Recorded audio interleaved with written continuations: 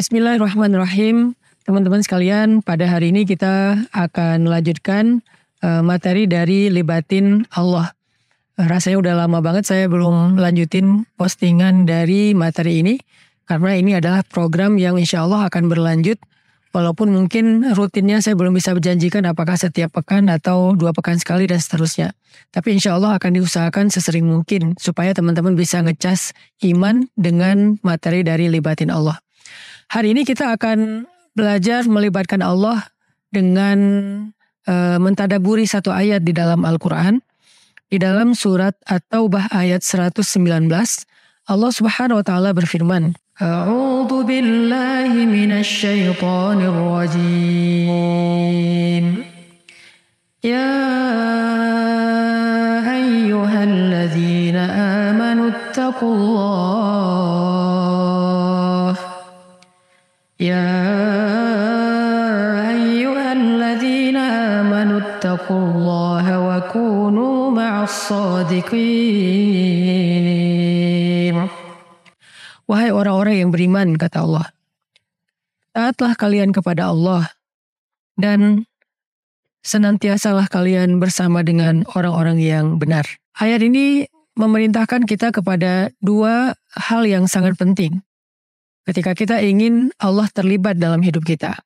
Kalau misalnya kita pengen Allah itu membersamai kita. Kalau kita pengen Allah itu melindungi kita, menolong kita, ngasih kita jalan keluar dalam hidup, menuntun kita, membimbing kita, apa yang harus kita lakukan? Yang pertama, perintahnya di sini Allah memanggil kita dengan panggilan ya ayyuhalladzina amanu. Wahai orang yang beriman. Wahai orang yang sudah berhijrah. Wahai orang yang sudah berislam. Allah panggil, lalu Allah katakan, ittaqullah, bertakwalah kalian kepada Allah. Bertakwa kepada Allah ini sederhananya adalah taatlah kalian kepada Allah. Jadi kalau kita ingin melibatkan Allah, caranya taat kepada Allah. Sehingga ketika kita taat kepada Allah, Allah juga akan mengijabah kebutuhan-kebutuhan kita. Falyastajibu li waliyu'minu bi. Hendaklah orang yang beriman itu memenuhi panggilan Allah, yaitu dengan taat, sholat, kemudian puasa, haji bagi yang mampu, dan seterusnya. Taat kepada Allah. Dengan kita taat kepada Allah, Allah terlibat dalam urusan kita. Bahkan ketika kita dalam kehidupan sehari-hari melakukan sesuatu pekerjaan, taat kepada Allah itu adalah modal supaya Allah terlibat dalam urusan kita. Kayak misalnya dalam masalah hubungan dengan lawan jenis. Kalau kita pas kita menjalankan hubungan dengan lawan jenis itu tidak taat kepada Allah, melanggar syariat Allah, kita melakukan hal-hal yang Allah tidak suka, maka hubungan itu Allah tidak terlibat di dalamnya. Tapi kalau kita menjaga hubungan kita dengan lawan jenis, misalnya kita suka dengan seseorang, lalu ketika kita ingin serius sama dia, kita punya pilihan nih, mau pacaran atau menikah dengan proses ta'aruf. Nah, kalau misalnya kita memilih pacaran dan melakukan dosa, maka Allah nggak terlibat di dalam hubungan kita. Sehingga hubungan kita itu bukan hubungan yang dijaga sama Allah. Mungkin akan jadi sampai menikah, tetapi proses sampai menikah, bahkan di dalam pernikahan juga Allah nggak ridho dengan proses itu. Sehingga akhirnya kalau kita punya masalah nanti dalam hubungan pernikahan, Allah nggak terlibat kecuali kita bertaubat. Apalagi kalau nggak jadi nikah, maka yang terjadi pada diri kita itu semuanya sesuatu yang sia-sia dan terlepas dari perlindungan Allah. Tapi kalau kita memilih hubungan yang taat kepada Allah, yaitu nggak pacaran, kita ta'aruf dengan cara yang benar, kenalan dengan cara yang benar sampai menikah, maka jadi atau tidak jadi hubungan itu ke pelaminan, tetap hubungan itu dalam perlindungan Allah. Allah terlibat dalam hubungan mereka. Kalau nggak jadi, Allah ganti dengan yang lebih baik. Kalau jadi, Allah jadikan rumah tangganya sakinah, mawaddah, warahmah. Ini artinya taat kepada Allah, cara kita melibatkan Allah dalam hidup kita. Begitu juga dalam pekerjaan misalnya. Kalau misalnya kita memilih untuk menjalani proses kita dalam mencari rezeki atau bekerja dengan cara yang tidak taat kepada Allah, misalnya sumpah palsu, atau misalnya dengan perjanjian yang nggak baik, atau dengan ya tadi ingkar janji, berbohong, manipulatif, zalim kepada orang lain, melakukan hal yang Allah nggak suka, melanggar syariah dalam pekerjaan kita, maka Allah nggak terlibat dalam pekerjaan kita itu, dalam proyek kita, dalam karir kita. Sehingga ketika kita punya masalah, Allah nggak menolong kita. Tapi kalau kita menjalani karir hidup kita dengan jujur, dengan ikhlas karena Allah, dengan penuh kasih sayang kepada sesama manusia, tidak zalim, tidak manipulatif, amanah. Maka ketika kita punya masalah dalam pekerjaan kita, Allah pasti terlibat. Allah pasti akan nolong kita. Gak mungkin kita celaka dengan masalah itu. Ini cara pertama melibatkan Allah di dalam ayat 119 surat At-Taubah. Ittaqullah, taatlah kepada Allah. Tapi ternyata taat kepada Allah ini gak cuman cukup dengan kita inisiatif pengen taat kepada Allah. Ada caranya. Bagaimana cara kita taat kepada Allah yang lebih istiqomah? Bagaimana cara kita taat kepada Allah supaya lebih benar, supaya sesuai dengan petunjuk, supaya lurus? Bagaimana caranya? Kata Allah, caranya kunu ma'as shadiqin. Sertailah orang-orang yang benar. Siapa mereka orang-orang yang benar? Orang yang benar itu yang pertama adalah Rasulullah SAW. Kemudian para sahabat. Kemudian siapa? Para ulama. Karena yang paling mengerti tentang kebenaran adalah para ulama setelah Rasulullah dan para sahabat. Kita tidak lebih mengerti daripada para ulama tentang kebenaran. Makanya Allah bertanya, "Qul hal yastawil ladzina ya'lamun wal ladzina la ya'lamun?" Katakan, emangnya sama antara orang yang mengerti dengan orang yang tidak mengerti? Nggak sama. Sehingga yang lebih mengerti tentang kebenaran, yang lebih mengerti tentang yang halal, yang lebih mengerti tentang yang Allah ridhoi, bukan kita, tapi para ulama. Karena kita sekarang nggak bisa membersamai Nabi, nggak bisa membersamai para sahabat. Sehingga cara kita memahami Nabi dan para sahabat itu adalah dengan bertanya kepada para ulama. Fas'alu ahla dzikri in kuntum la ta'lamun. Tanyakanlah kepada ulama yang ngerti ilmu jika kalian tidak mengerti. Sehingga kita jadi tahu, oh ini kebenaran yang dicontohkan Nabi. Oh ini kebenaran yang diridhoi Allah. Kita sertai para ulama, kita belajar kepada para ulama. Dengan kayak gitu, kita akan tahu cara taat kepada Allah yang membuat Allah terlibat dalam hidup kita. Jadi kayak misalnya dalam urusan tadi karir, tanya kepada para ulama, belajar kepada para ulama fikihnya, fikih muamalah, urusan pekerjaan, tanya mana yang halal, mana yang haram, mana yang syubhat, mana yang nggak boleh dan seterusnya. Apakah ini boleh, apakah ini dilarang dalam agama? Itu cara kita taat kepada Allah. Jadi takwa kita kepada Allah itu adalah dengan cara mengikuti para ulama. Kunu ma'as shadiqin, kata Allah. Sertailah para ulama. Untuk itulah kita perlu berguru dalam belajar Islam atau bahkan dalam mengamalkan Islam. Kita perlu berguru. Dan beda sekali antara kita berguru dengan sekedar mendengar nasihat, dengan berguru dan mengikuti arahan mereka, itu berbeda. Sehingga gak cukup kita cuman berguru dengan mendengar nasihat di sosial media, di YouTube, TikTok, Instagram, Facebook, dan seterusnya. Kita juga perlu mengikuti arahan mereka. Kita kalau perlu malah kita kenal dengan mereka untuk bisa bertemu dengan mereka, bertanya langsung kepada mereka. Itulah cara berguru yang dicontohkan oleh para sahabat dahulu. Itulah cara berguru juga yang dicontohkan oleh para ulama-ulama kita yang dahulu. Jadi carilah sebanyak mungkin ulama untuk kita belajar kepada mereka. Sertailah mereka, ikutilah mereka, dengarkan dan taatilah arahan-arahan dari mereka yang berilmu dan benar dengan keilmuannya. Sehingga dengan demikian kita menjadi orang yang taat kepada Allah sesuai dengan apa yang Allah syariatkan dalam Islam. Dengan kita taat kepada Allah sesuai dengan syariat Allah, maka Allah terlibat dalam urusan kita. Nah, bicara tentang kunu ma'as shadiqin, sertailah orang-orang yang benar atau orang-orang yang mengerti kebenaran, yaitu para ulama. Ada satu ungkapan yang saya baca dalam kitab Ihya Ulumuddin. Man laisa lahu syaikh fa syaikhuhu syaitan, kata ulama. Siapa yang dia gak punya guru, maka gurunya itu setan. Artinya kita belajar Islam tuh gak bisa otodidak. Kita gak bisa langsung baca Al-Quran, baca hadis, lalu kita menyimpulkan sendiri, gak bisa. Kenapa? Karena kita gak punya kapasitas menyimpulkan ayat dan hadis. Kita cuma mengerti teksnya, tetapi tidak mengerti maksud dari pemilik teks. Makanya itulah bedanya antara al-fahmu dan al-fiqhu. Fahmu itu memahami kalimat. Al-fiqhu memahami orang yang menyampaikan kalimat. Maksudnya apa? Sehingga kita mungkin bisa baca teks Al-Quran, baca teks hadis.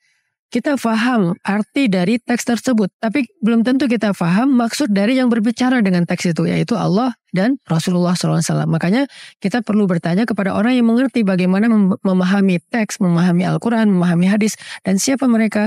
Para ulama.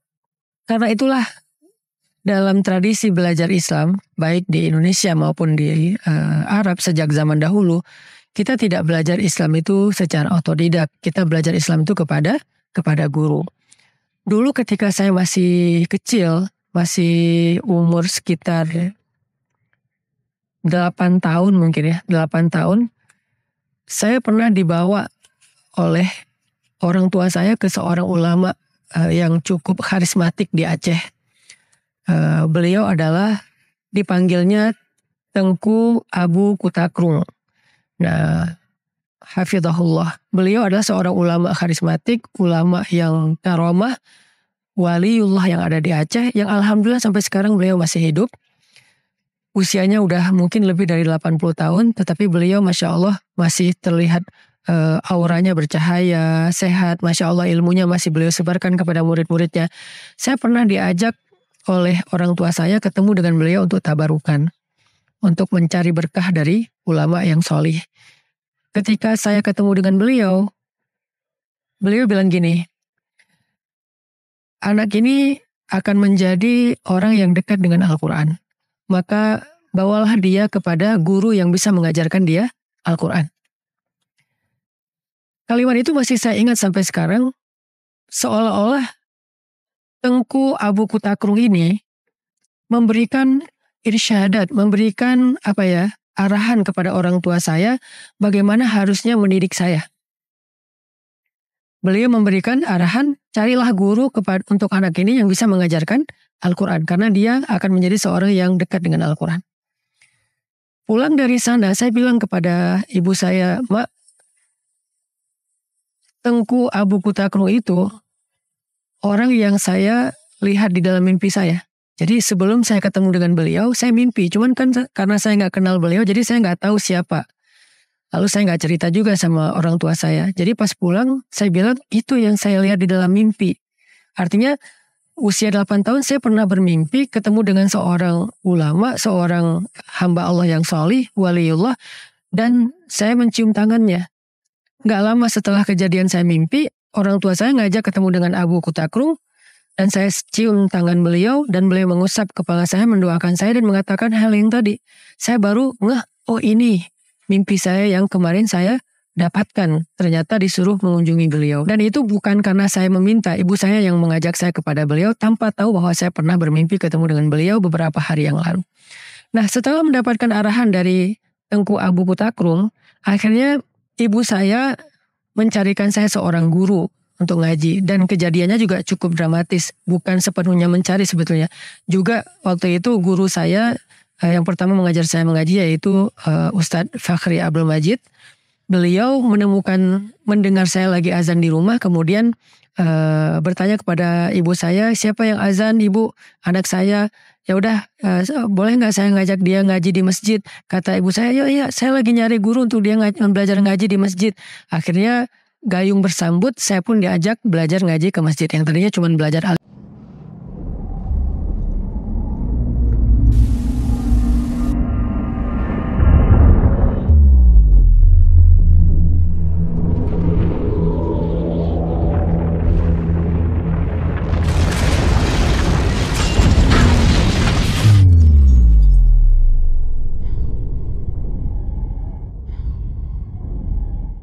bata aja di rumah, gak serius gitu kan. 1 bulan saya belajar di masjid, alhamdulillah Masya Allah, karena berkah guru, saya langsung bisa ikut musabakoh. Musabakoh tingkat kecamatan, alhamdulillah juara. Kemudian naik ke tingkat kabupaten, juara juga. Naik tingkat provinsi, juara juga. Sampai naik tingkat nasional di tahun yang sama, alhamdulillah juga juara 1 tingkat nasional. Dengan waktu belajar saya tuh masih kurang dari 1 tahun sejak awal saya belajar ke beliau. Jadi baru sebulan udah musabakoh, kemudian musabakoh lagi tingkat berikutnya sampai tingkat nasional. Itu tuh beruntun, Masya Allah. Berkah dari arahan dari Abu Kutakrung dan juga berkah dari guru yang pertama saya yaitu Ustadz Fakhri Abdul Majid. Selain Ustadz Fakhri juga selain beliau mengajarkan saya tentang mengaji, bisa mujawwad, bisa dengan irama, beliau juga merekomendasikan guru berikutnya. Karena beliau mengharapkan saya mendapatkan lebih.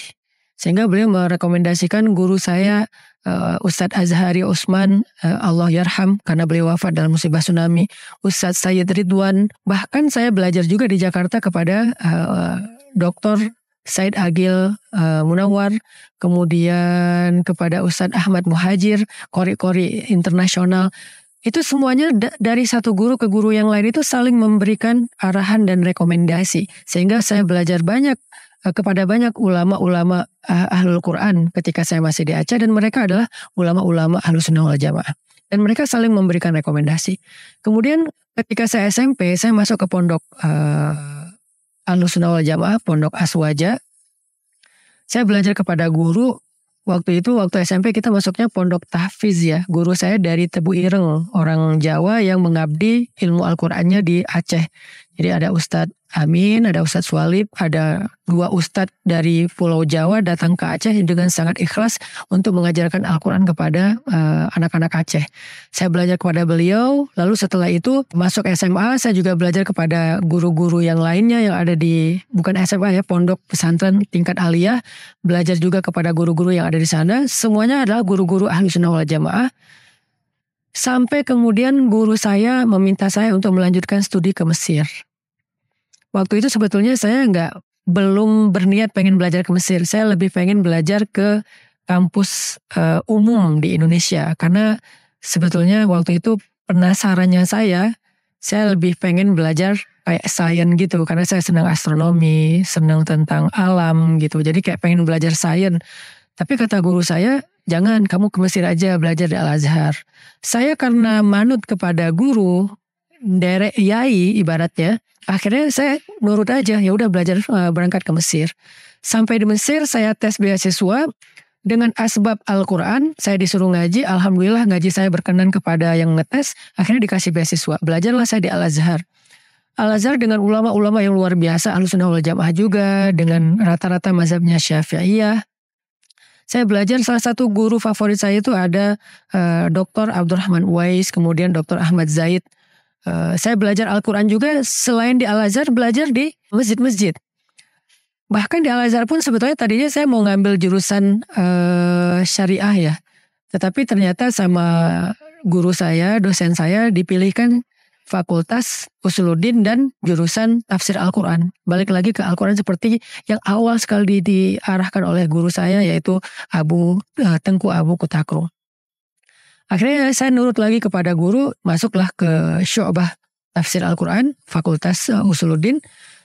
Saya belajar di situ tentang ulumul Quran, belajar tentang tafsir dan seterusnya. Di luar kampus saya juga belajar kepada guru-guru Al-Quran yang ada di sana. Saya sempat membacakan Al-Quran kepada salah satu masyayikh Al-Quran yang sanad Al-Qurannya tertinggi juga di Mesir, yaitu Syekh Abdul Hakim.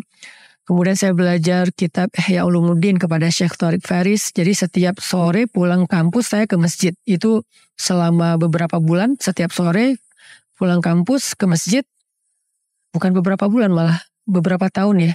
Sampai saya lulus dari tahun 2002 tuh. Jadi berarti sekitar 3 tahun lah. Pulang dari kampus ke masjid sampai malam. Duduk baca kitab Ihya, baca kitab Riyadhus Shalihin, talaki dengan beliau. Diberikan semacam arahan seperti apa cara memahami kitab-kitab tersebut. Jadi nggak baca sendiri.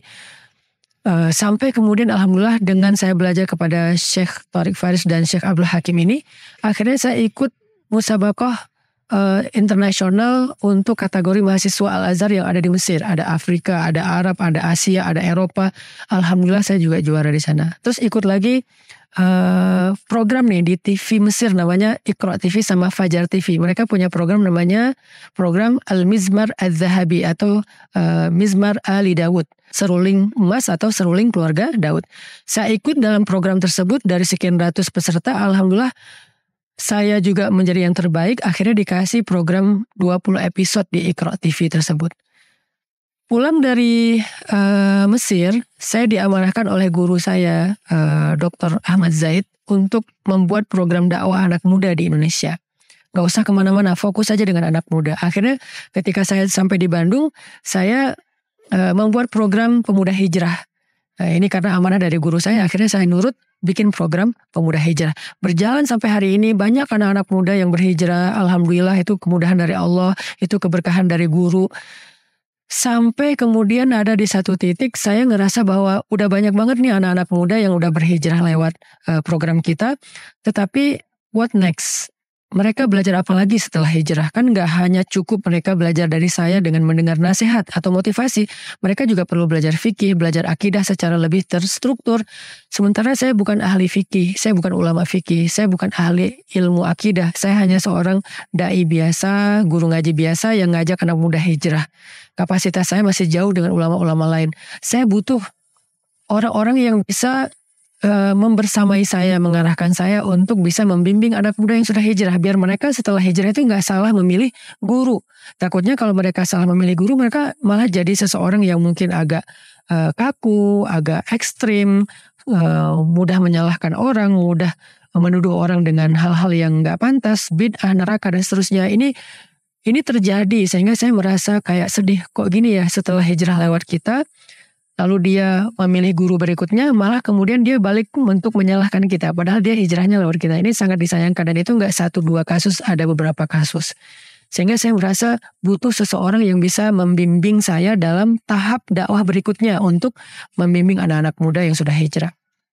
Saya berdoa lagi kepada Allah di umroh kemarin ya, umroh itikaf Ramadan. Salah satu yang saya doakan, ya Allah, beri saya hukman wa alhiqni bisolihin. Rabbi habli hukman wa alhiqni bisolihin. Ya Allah, beri saya hikmah, pemahaman agama, dan pertemukan saya dengan orang-orang yang soleh, dengan orang-orang yang berilmu. Akhirnya pulang dari umroh, saya ketemu dengan Kiai Dr. Marzuki Mustamar. Saya kagum dengan keilmuan beliau. Disitulah saya merasa ini yang saya minta kepada Allah, dan ini adalah petunjuk Allah. Sehingga saya langsung meminta izin agar menjadi murid kepada beliau. Nah, akhirnya terjadilah apa yang teman-teman kemarin saksikan. Alhamdulillah ada adegan baiat. Banyak memang yang nanya, kenapa harus ada baiat, Ustadz? Baiat itu kalau dalam bahasa kita tuh kayak ikrar, teman-teman. Baiat itu bukan sesuatu yang aneh. Bahasa kita tuh ikrar. Di setiap organisasi itu ada ikrarnya. Karena beliau adalah bagian dari organisasi, maka udah sewajarnya saya berikrar ketika saya ikut kepada beliau, ketika saya mulazamah kepada beliau. Kenapa ada syahadat? Syahadat itu kan kalau dalam kebiasaan kita di Indonesia, para ulama-ulama kita udah biasa syahadat, bukan karena mengislamkan. Kayak misalnya syahadat sebelum khutbah Jumat, itu ada syahadatnya. Syahadat sebelum bahkan dulu ketika saya akan nikah, sebelum akan nikah itu memang ada syahadatnya. Walaupun bukan sesuatu yang wajib, cuman kayak kebiasaan, dan itu sesuatu yang baik-baik aja, gak ada yang salah. Jadi bukan mengislamkan. Jadi baiat saya kepada guru saya, baiat saya kepada Dr. Marzuki Mustamar, itu bukan pertaubatan. Tapi sebuah ikrar setia seorang murid kepada gurunya dan kepada madrasah gurunya. Apa madrasah gurunya? Nahdlatul Ulama, itu madrasah saya sekarang. Itu bagian dari guru saya. Sehingga ketika saya mengikuti guru, saya mengikuti madrasahnya. Bukan mengikuti hanya sosoknya, tetapi juga mengikuti madrasahnya. Dulu sahabat kan mengikuti madrasah Nabi. Bukan hanya mulazamah kepada Nabi, tapi juga mengikuti madrasah Nabi, tarbiyah Nabi. Gitu juga dengan para ulama setelahnya, Imam Abu Hanifah, Imam Asy-Syafi'i, Imam Malik. Mereka semuanya ikut madrasahnya sahabat, kemudian madrasahnya tabi'in, madrasahnya tabi'in, dan seterusnya. Kenapa? Karena itu bentuk dari pola kita belajar. Makanya kemarin akhirnya saya karena yakin dan kagum dengan keilmuan Abah Yai Dr. Marzuki Mustamar, saya bilang, saya mau belajar kepada Yai, boleh nggak saya jadi muridnya? Kata beliau, ya silahkan. Kalau misalnya berkenan, beliau nggak maksa, beliau nggak meminta, hanya menawarkan kalau memang berkenan ikut ke madrasah Nahdlatul Ulama. Tapi ada ikrarnya supaya kita lebih komitmen. Oh ya siap Yai, Bismillah, akhirnya baiat. Nah, kenapa saya menceritakan proses perjalanan hidup saya tentang dari mulai umur 8 tahun ketemu dengan Tengku Abu Kutakrung sampai kepada Kiai Dr. Marzuki Mustamar. Saya pengen nyampain ke teman-teman bahwa perjalanan hidup saya itu adalah perjalanan dari satu guru ke guru yang lain. Dan dari satu guru ke guru yang lain itu adalah bimbingan atau arahan dari guru sebelumnya. Belajar ke sana, akhirnya saya ke sana. Belajar ke sini, akhirnya saya ke sini. Dan seterusnya. Sehingga ketika kita seperti itu, Allah membersamai kita. Allah gak akan ninggalin kita. Kenapa? Karena Allah membersamai orang-orang yang berjamaah. Dan sebaik-baik jamaah itu adalah shodiqin, ahli ilmu, orang-orang yang berilmu, orang-orang yang benar, orang-orang yang mengerti tentang kebenaran. Maka kita disuruh kunu ma'as shodiqin. Sertailah, jadilah kalian bersama dengan orang-orang yang benar itu. Sehingga Allah juga akan membersamai kalian. Saya ngerasakan banyak kemudahan dalam hidup saya, banyak keberkahan. Kalau misalnya ada ujian, Allah kuatkan, kemudian Allah bukakan jalan keluar dan seterusnya. Itu salah satu yang saya yakini itu penyebabnya adalah keberkahan dari guru. Karena saya manut guru, saya nggak pernah menentang guru. Sampai hari ini saya masih belajar kepada guru yang ngajarin saya ngaji pertama, yaitu Tengku Fakhri Abdul Majid. Saya masih belajar kepada beliau. Kalau saya pulang ke Aceh, saya pasti ke rumah beliau. Saya minta doa beliau, saya minta nasihat beliau. Saya masih belajar kepada guru-guru saya yang ada di Mesir. Saya masih belajar juga kepada guru-guru saya yang ada di Indonesia. Sampai sekarang kepada Kiai Dr. Marzuki Mustamar. Jadi guru saya banyak. Dan saya nggak meninggalkan mereka satupun. Ini semuanya proses sesuai dengan kebutuhan dalam proses perjalanan hidup kita. Karena saya sedang menjalankan program dakwah, kebutuhan saya sekarang adalah saya butuh orang yang bisa membimbing anak muda yang sudah hijrah melalui program saya, supaya ilmu mereka bukan hanya tentang semangat hijrah. Tapi juga selain udah hijrah, mereka juga bisa belajar Islam aplikatif dan sesuai dengan kebutuhan mereka untuk mendapatkan ridha Allah Subhanahu wa taala. Makanya saya butuh Kiai Marzuki Mustamar untuk pertama mengarahkan saya, mendidik saya juga sebagai murid beliau. Yang kedua adalah menjadi rujukan yang saya bisa arahkan teman-teman. Belajarlah ke sini, supaya teman-teman punya rujukan yang benar. Maka dari itu saya kayak sekarang misalnya saya punya beberapa rekomendasi nih buat teman-teman kalau pengen belajar Islam lebih lanjut. Misalnya bisa aja teman-teman mengambil semangat untuk belajar Islam dari saya, mendengar nasihat dari saya, mendengar booster dari saya untuk kembali kepada Allah, mengenal Allah, mengandalkan Allah, melibatkan Allah. Tapi bagaimana kemudian setelah itu cara mempraktekkan kehidupan yang Allah ridhoi? Belajarlah ke ulama-ulama yang lebih ilmunya dari saya. Misalnya kalau teman-teman pengen belajar tentang akidah Ahlus Sunnah wal Jamaah yang diakui oleh para ulama, belajarlah kepada sahabat saya, Ustadz Dr. Amri Fatmi dari Aceh. Beliau itu doktor akidah, filsafat, Usuluddin Al-Azhar dengan nilai cum laude. Gak diragukan lagi keilmuannya. Para ulama Al-Azhar aja memberikan nilai yang terbaik untuk beliau. Sehingga beliau bisa jadi rujukan. Nanti lihat di deskripsi akun beliau di sosial media apa. Sehingga kita bisa belajar dari beliau, tanya kepada beliau. Kalau yang di Aceh udah nyantri sama beliau. Kemudian kalau kita pengen belajar tentang fikih misalnya. Tentang fikih itu kakak kelas saya itu ada namanya Dr. Awalul Dzikri. Beliau juga doktor dengan ijazah Al-Azhar dengan nilai cum laude, fikihnya fikih perbandingan 4 mazhab. Walaupun beliau sendiri adalah mazhab Syafi'iyah, tapi beliau memahami fikih dengan 4 mazhab. Ada juga di Aceh. Nanti bisa lihat juga di deskripsi Ustadz Dr. Awalul Dzikri. Selain Ustadz Dr. Awalul Dzikri, kalau yang di Pulau Jawa, yang saya rekomendasi dan saya takjub dengan keilmuan mereka tadi adalah Dr. Marzuki Mustamar atau Abah Yai Marzuki Mustamar, guru saya sekarang, murabbi ruhiyahnya saya. Beliau adalah orang yang mengerti tentang fikih lebih baik jauh di atas saya, dan bahkan bukan hanya tentang fikih, juga tentang bagaimana bermanhaj, bagaimana berislam dengan akidah yang lurus, dengan fikih yang benar. Bimbingan beliau itu sangat penting. Teman-teman bisa banyak mengakses kajian ataupun ilmu beliau di sosial media. Yang ada di Malang silahkan nyantri kepada beliau di Pondok Sabilur Rasyad di Gase misalnya. Atau yang juga saya sangat kagum keilmuan fikih dan usul fikihnya, bahkan mantiknya itu ada Gus Baha. Dan semua kita kenal dengan beliau. Gus Baha ini menyampaikan fikih dengan pakai logika-logika yang sangat relate dengan kehidupan kita sekarang. Jadi melogiskan fikih. Bahkan kadang-kadang beliau juga menjelaskan tentang kaidah-kaidah konsep usul fikih. Usul fikih itu pola fikir fikih. Sedangkan fikih adalah produk pemikirannya. Jadi usul fikih, pola fikir fikih, kemudian ada fatwa fikih adalah produknya. Sehingga beliau kadang-kadang menyampaikan fatwa dengan pola fikir fikih yang beliau ajarkan. Itu luar biasa. Gus Baha itu rujukan fikih, ilmu mantik, usul fikih yang langka di Indonesia. Kita perlu belajar dari beliau. Ada lagi Ustadz Abdul Somad, pastinya siapa yang nggak kenal beliau? Fikih Syafi'iyah. kita bisa banyak mengakses ilmu dari mereka. Nah, ini adalah ulama-ulama yang saya rekomendasikan dan saya bisa pertanggungjawabkan di hadapan Allah. Sehingga kalau misalnya teman-teman pengen belajar kepada seorang guru, minta dulu arahan dari guru sebelumnya. Sekarang teman-teman belajar dari saya. Belajar lewat konten-konten saya. Maka sudah menjadi kewajiban saya untuk memberikan arahan belajar kepada siapa lagi setelah ini. Dan menjadi kewajiban murid juga teman-teman untuk mengikuti arahan itu. Selama apa yang diarahkan itu tidak melanggar syariat Allah Subhanahu wa Ta'ala. Begitu teman-teman cara kita belajar. Dan itu dipraktekkan oleh Imam Syafi'i. Dan Imam Syafi'i menjadi mufti di usia 15 tahun. Dan diberikan izin untuk berfatwa.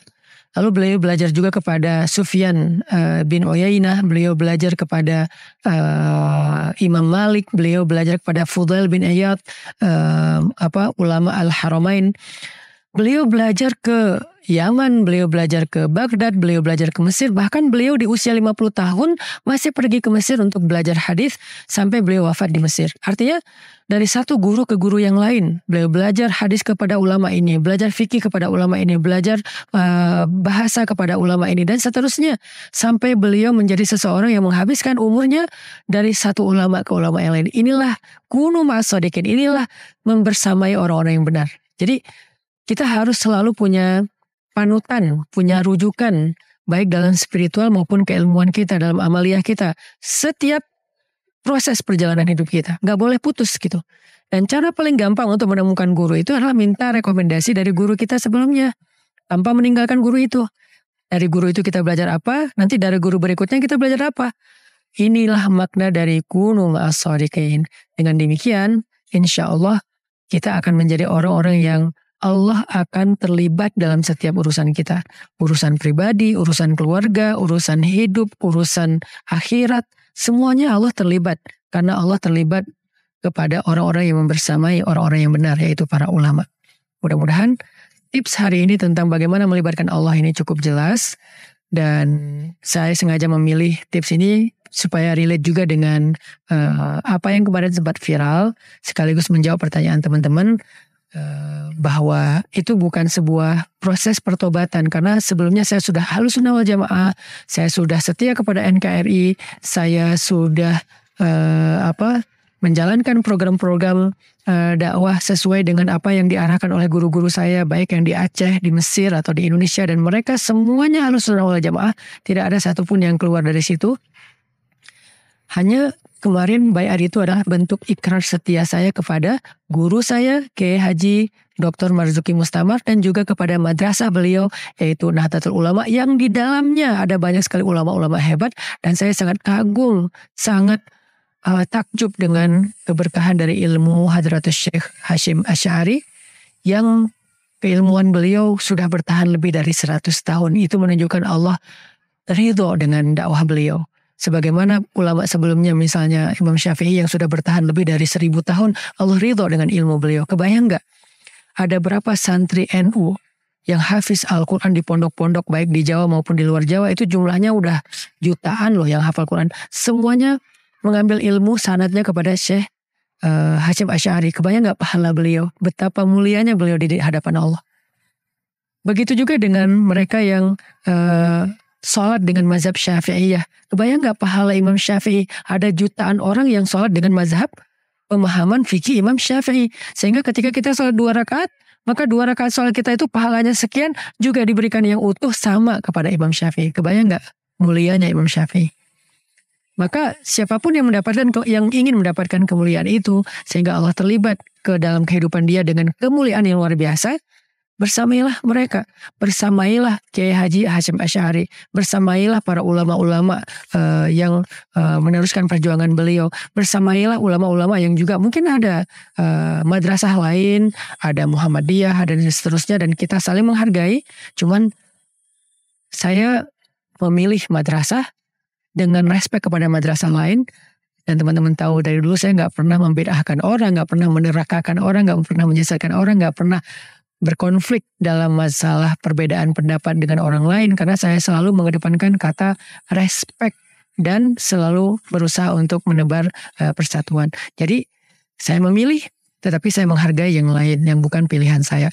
Maka dari itu ketika saya sudah memilih apa yang menurut saya baik, apa yang saya yakini bahwa ini adalah sesuatu yang layak untuk diikuti, saya juga merekomendasikan kepada teman-teman sebagai bentuk pertanggungjawaban ilmu saya dan juga bentuk kasih sayang saya kepada teman-teman. Biar hijrahnya itu total, gak cuma hijrah spiritual semangat, tapi juga hijrah fikihnya, hijrah akidahnya supaya imannya lebih lurus, supaya akidahnya lebih lurus, sehingga tidak terombang-ambing di antara berbagai macam aliran. Ini bentuk kasih sayang saya kepada teman-teman. Saya mengajak, yuk kita belajar ke ulama-ulama yang tadi. Ada Ustadz Dr. Amri Fatmi, Dr. Awalul Dzikri, ada Ustadz Abdul Somad, ada Gus Baha, ada Yai Marzuki Mustamar, ada banyak lagi nanti kiai-kiai dan ustadz-ustadz lain yang hebat-hebat yang insya Allah satu persatu nanti kita akan coba saling cari tahu, dan saya juga kalau mengenal beliau pasti akan saya rekomendasikan untuk menjadi rujukan kita bersama. Terakhir, renungkan kembali firman Allah di dalam surat At-Taubah ayat 119, ya ayyuhalladzina amanu, wahai orang yang beriman, ittaqullah, taatlah kalian kepada Allah, wa kunu ma'as-shadiqin, dan sertailah, membersamailah orang-orang yang benar atau yang mengerti tentang kebenaran, yaitu para ulama. Barakallahu li wa lakum.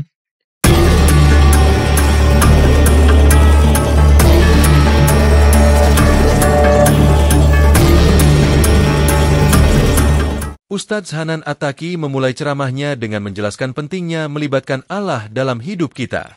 Ia menekankan bahwa cara utama untuk melibatkan Allah adalah dengan taat kepadanya, seperti yang tertuang dalam surah At-Taubah ayat 119. Wahai orang-orang yang beriman, bertakwalah kepada Allah dan bersama orang-orang yang benar. Taat kepada Allah bukan hanya dalam ibadah seperti salat dan puasa, tetapi juga dalam setiap aspek kehidupan, termasuk hubungan dengan lawan jenis dan pekerjaan. Misalnya, jika kita menjalani hubungan yang tidak sesuai dengan syariat Allah, seperti pacaran yang melanggar aturan, Allah tidak akan terlibat dalam hubungan tersebut. Sebaliknya, jika kita memilih jalan yang taat, seperti menjalani ta'aruf untuk menikah, Allah akan selalu terlibat dan memberi perlindungan dalam setiap langkah kita. Selain itu, Ustadz Hanan juga menekankan pentingnya mengikuti orang-orang yang benar, yaitu para ulama, dalam memahami cara taat kepada Allah. Allah berfirman dalam ayat tersebut untuk bersama orang-orang yang benar, yang berarti kita harus belajar dari mereka yang lebih memahami syariat Islam, seperti Rasulullah, para sahabat, dan ulama.